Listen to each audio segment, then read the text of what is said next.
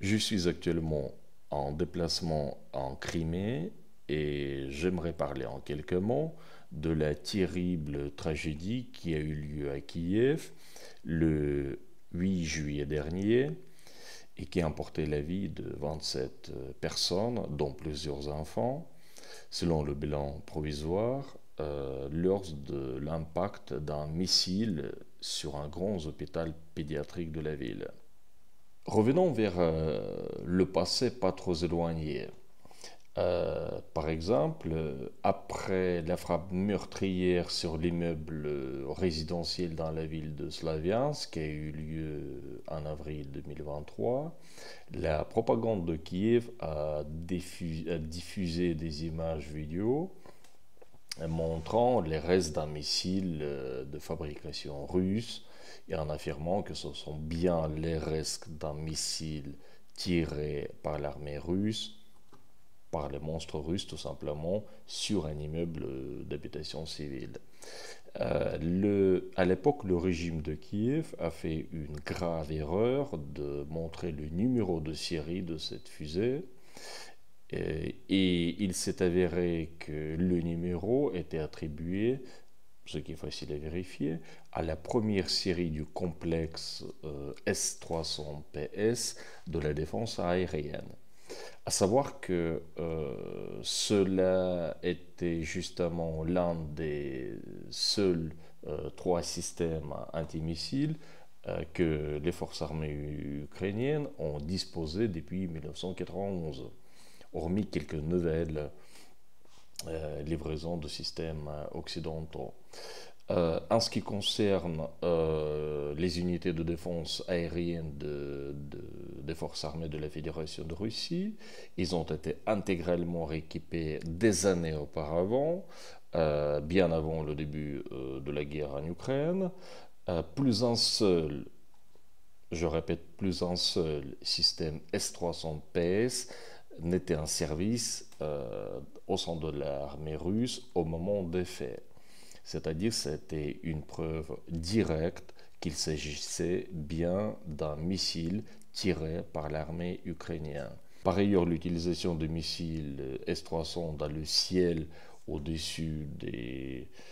zones densément peuplées n'est nullement dissimulée par les autorités ukrainiennes qui se vantent même régulièrement d'avoir abattu des fusées russes au-dessus d'une telle ou telle ville ukrainienne. Ce qui est la preuve qu'ils placent bien leur système antimissile au sein des quartiers résidentiels. Ce même modèle de missile ukrainien est tombé sur le territoire de la Pologne en novembre 2022 en faisant une victime civile.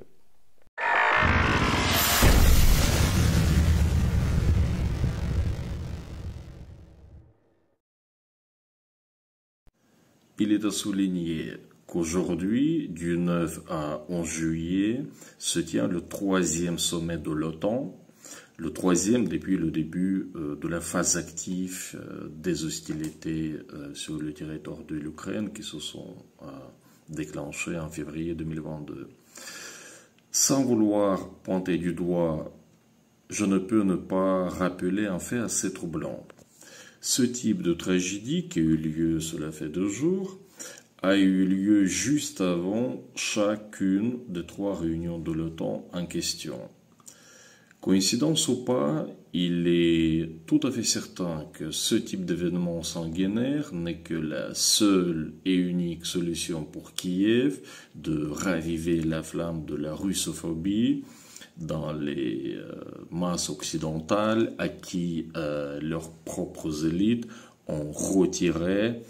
le droit d'accès à l'information autre que celle de leur propre propagande. Et ainsi avoir l'espoir pour Kiev de recevoir plus d'armement pour pouvoir jeter à la mort certaine davantage de citoyens ukrainiens que le pouvoir ukrainien est en train d'attraper en masse dans les rues de ce pays. Par ailleurs, contrairement à la position et aux déclarations officielles des hauts représentants du pouvoir actuellement installé à Kiev, pour qui toute population, notamment de Crimée, ne sont que les envahisseurs civils, selon la déclaration officielle qui a eu lieu à Kiev immédiatement après le récent assassinat de deux fillettes sur la plage de la ville de Sébastopol par un missile américain sous munitions. Et donc, en sous-attendant que la mort de ces enfants de 2 et de 9 ans n'est pas grave, car ils ne sont que, ce ne sont que la mort des envahisseurs. Donc, contrairement à Kiev, pour la Fédération de Russie et pour les Russes, le peuple ukrainien reste et restera pour toujours, malgré tout, le peuple frère.